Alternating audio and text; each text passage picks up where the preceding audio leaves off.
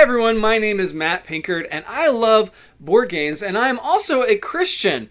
And so as a Christian and also as a pastor who loves board games, I'm always eager to discover board games that have a Christian theme. Now, I love all kinds of different board games.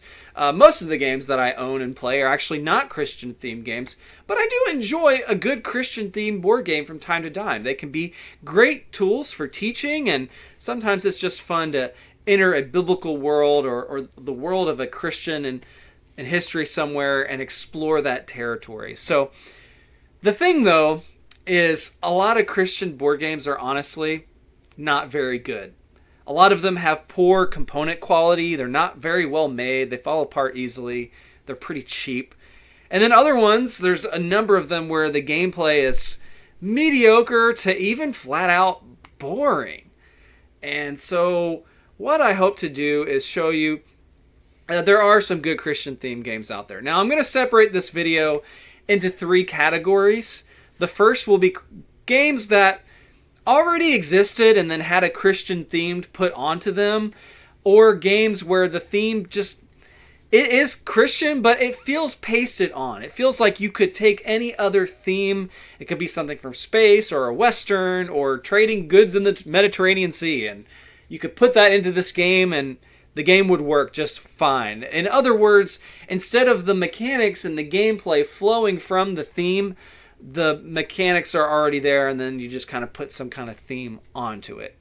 And so first we'll look at games like that. Then we'll look at some games that are based off of people that existed in history and church history that did things, who were Christians, and the game may relate to specifically things they did, or just they are Christians who had a game based off of something in their life. And then last, we'll spend most of our time looking at games that draw their theme from the Bible. They're from Bible verses or stories in the Bible, or things that happened in history that we see recorded in the Bible. So scripture-based games, more or less. And so I will also say up front, the availability of these games may differ. Some of these games you'll be able to find at Walmart and Target. Some of these games you may be able to find on eBay or Amazon. Others you may have to do a little more searching. If you go to a big board game website is Board Game Geek, and if you get an account with Board Game Geek, which it's all free, but there's a lot of people that sell games on there, and so you could go through that process and buy some of these games through that also as well. Now, the other thing about board gaming, if you're coming from the video game industry and you don't know as much about board games, or wherever you're coming from, board games can kind of fluctuate in prices based on how many print runs they had, based on where they were printed. So if a designer lives in Europe and they print their games there, sometimes it may be more expensive if you're buying it in the United States, or it's harder to get, or vice versa. It could happen in the United States and be harder to get elsewhere. And so based on that and availability, the prices can really fluctuate on different games. So with that all being said, let's jump right into the list. So we're going to start first with games where the theme feels more or less pasted on, or the game already existed and had a Christian theme put on it. So I'm thinking of games like, for example, The Settlers of Canaan, which is based off of the very famous Settlers of Catan, which is also now just known as Catan. And the gameplay is very similar. You're trying to trade with your opponents. You're getting these different goods like brick and sheep and wood and wheat and rock or ore, and you're trying to build settlements and cities and be the first to get so many victory points before your opponent. And so there's a little bit of area control. You're trying to battle each other. You begin the game by drafting your positions where you want to start. The thing that's different about this one, though, is there's an additional mechanic with a wall that you're trying to build around Jerusalem. So the game is set during the time when the Israelites were settling the land of Canaan, and so you're trying to basically take the best, most fertile parts of the land before your opponent can get to it. That's kind of the theme. What I like about this one is the board is not modular like the regular Catan, where you have to set up all the tiles individually and all the little numbers on them. That can sometimes be tedious. It gives a lot more replay value to regular Catan, but sometimes it's nice to just have one you can just bust out really quickly and get up and set up and playing right away. So this is from a small company called Cactus Game Design, and they will have some other games on the list as well.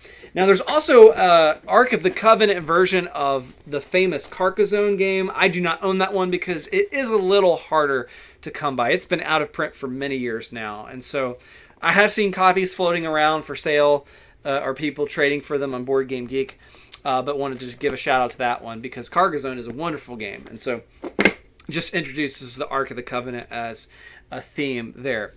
Now, in this category, you could also put other games like Monopoly. There's a Bibleopoly, Apples to Apples Bible Edition, Taboo, Gestures, Watch Your Mouth. What else is there? Outburst, Scrabble. There are so many games that just kind of add a Bible theme to them and are re-released with that. So if that's your thing, be sure to check them out. There are many of them. Next up, we have a little card game from one of the co-designers, I believe, of Pandemic called Jericho. And Jericho is a nice little 3 to 5 player game. Plays in about 15 minutes. And it's a number game. You're trying to build your part of the wall while you're also destroying your opponents. So nice little card game. Not sure how available this one is again. Noah, who I love Bruno Cathala. He's got a lot of highly ranked games in the board game community. This one is basically like 21. You have 5 different fairies, and you're moving this little Noah figure around based on how you place the card. Like the males will move Noah a certain way, and the females will move him another way. And you're trying to make sure that your fairy doesn't go over 21 in weight. So like each card has a number on it, and some of the cards have little special abilities. And so it's a cute little game, a little back and forth. I would play this over Uno any day because there is some strategy once you start knowing what numbers are available and you start understanding the abilities on some of the animals, and you're trying to get the least number of points in this game because at the end of a round or all the fairies ship out, basically you see how many teardrops do the animals have, and the more teardrops you have, the more points you get, and whoever has the most points are the losers at the end of the game. Whoever has the least points is the winner. So you play this game over 3 rounds. It's a quick little 30-minute-ish game, maybe 45 if you're teaching it for the first time.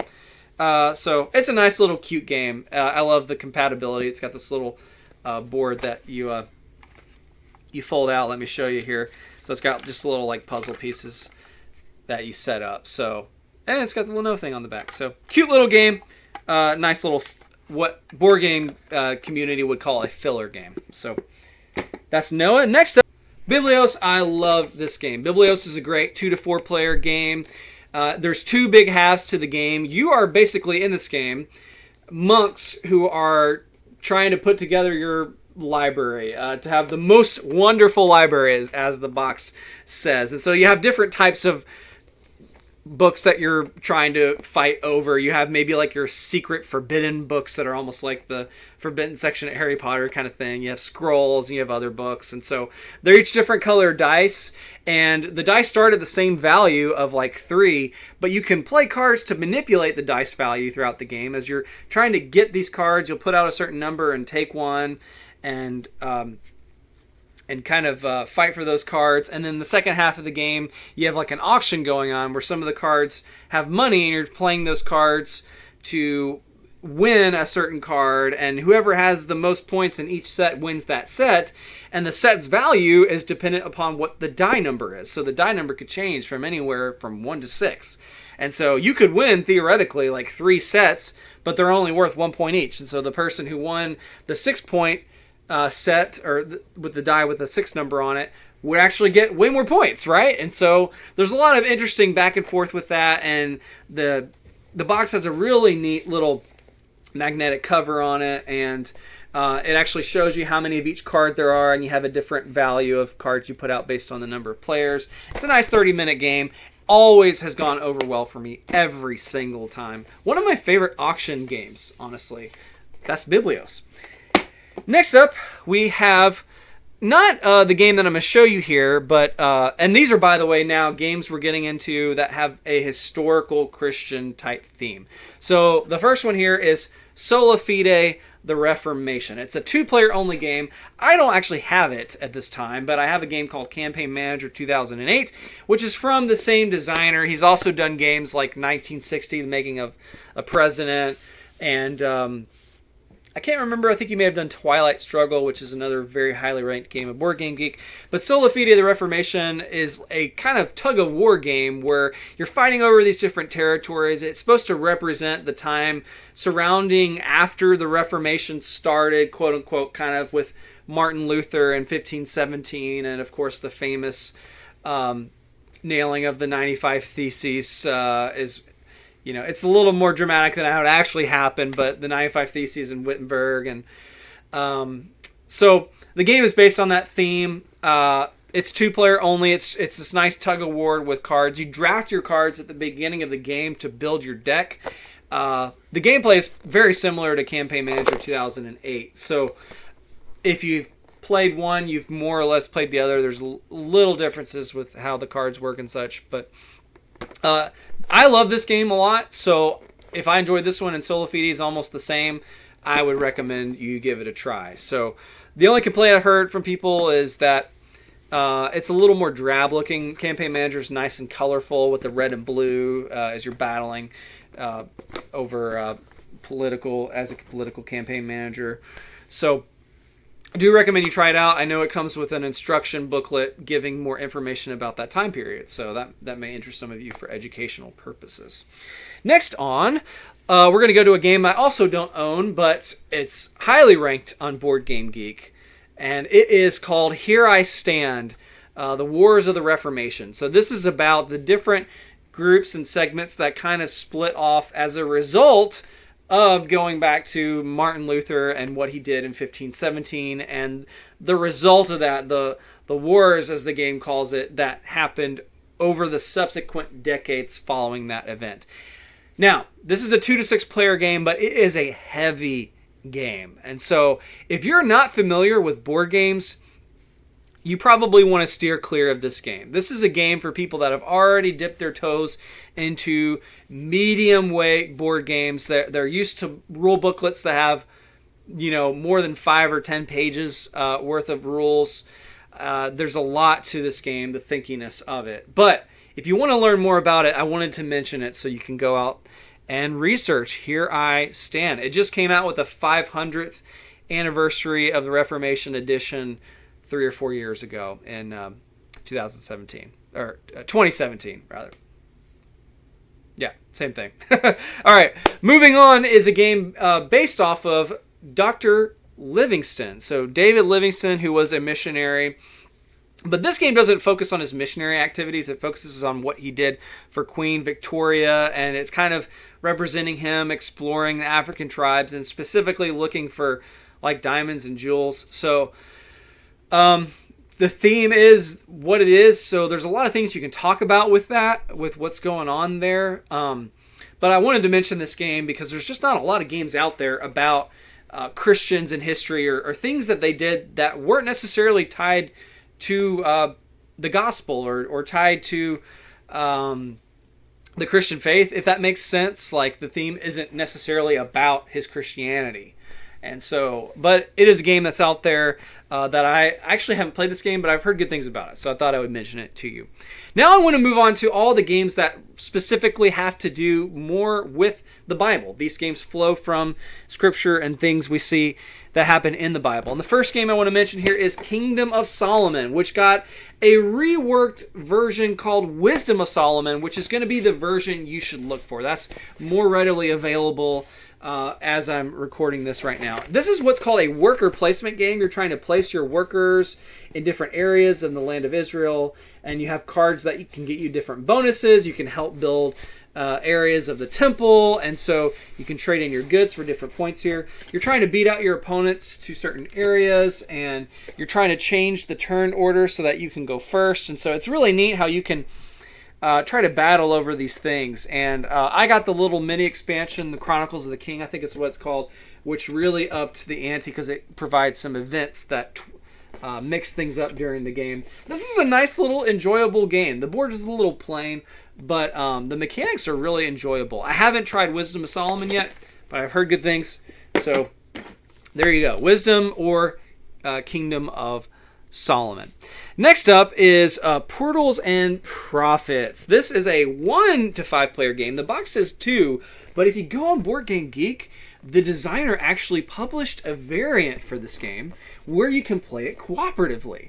So that's really cool. You can either play this game as a competitive game or cooperatively.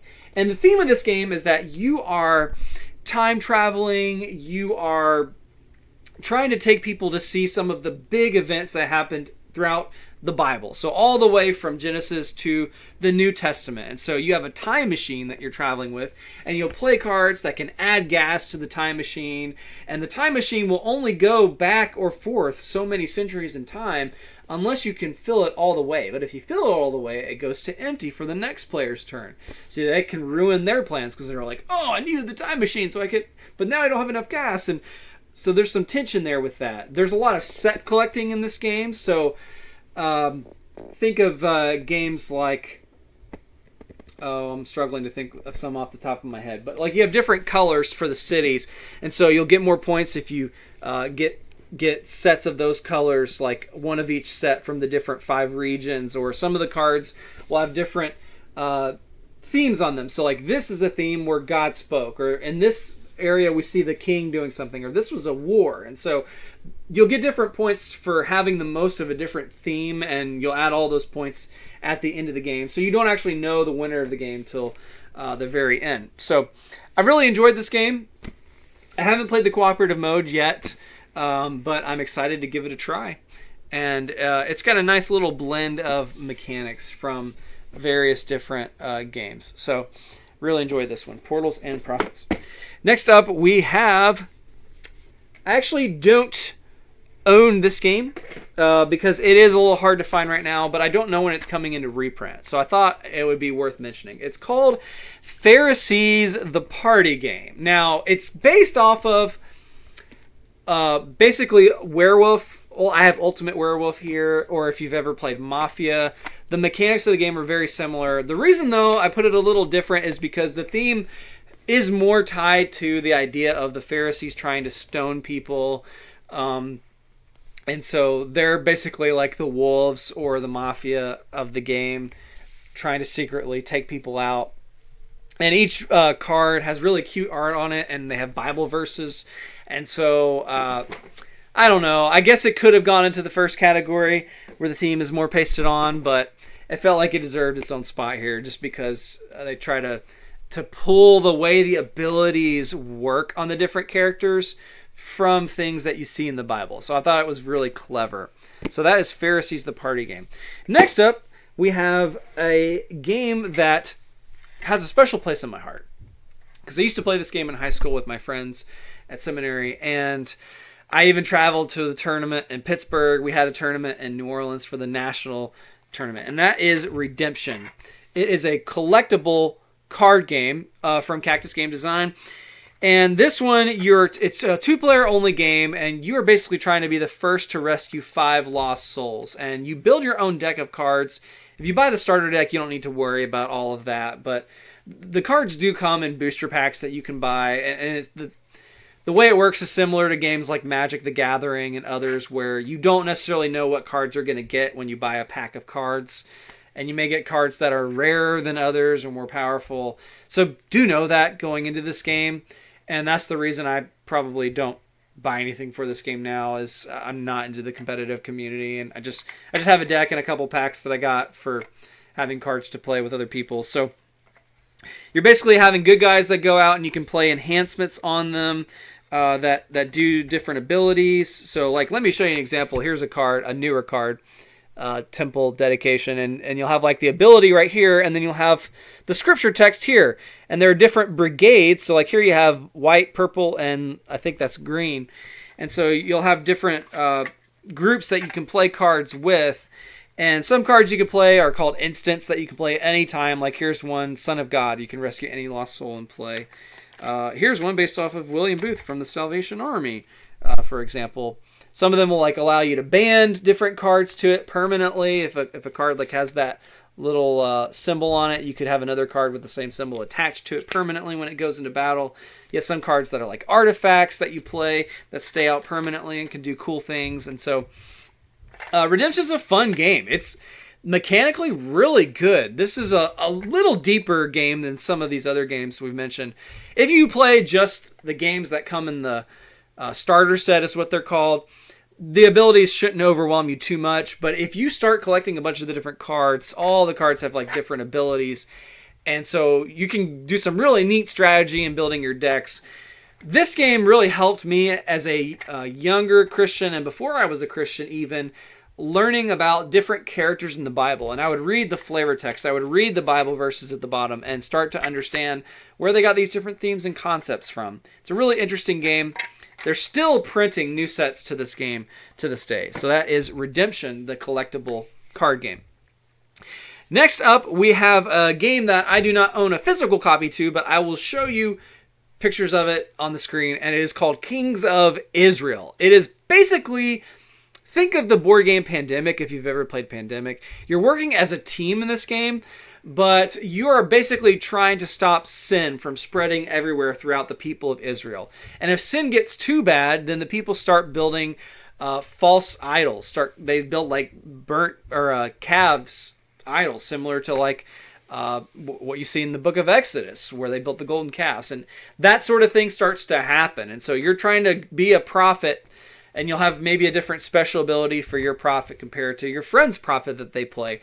And you'll go around the board trying to get rid of sin cubes and try to build altars where the people can offer right sacrifices to God. And so really neat game, a lot of different cards that come out. The way the game works is you progress through all the various kings of Israel. And sometimes the good kings, when you're playing around in that king's era, will bring blessing to you. But most of the time, most of the kings were bad kings. And so evil and bad things will happen to you. And you're constantly having this back and forth of, oh, we did something good. We were able to stop some of the evil this turn. Oh no, now there's more evil spreading and they're building a calf. And what are we going to do? And it's nice and tense. Really fun, good, thematic, gripping game.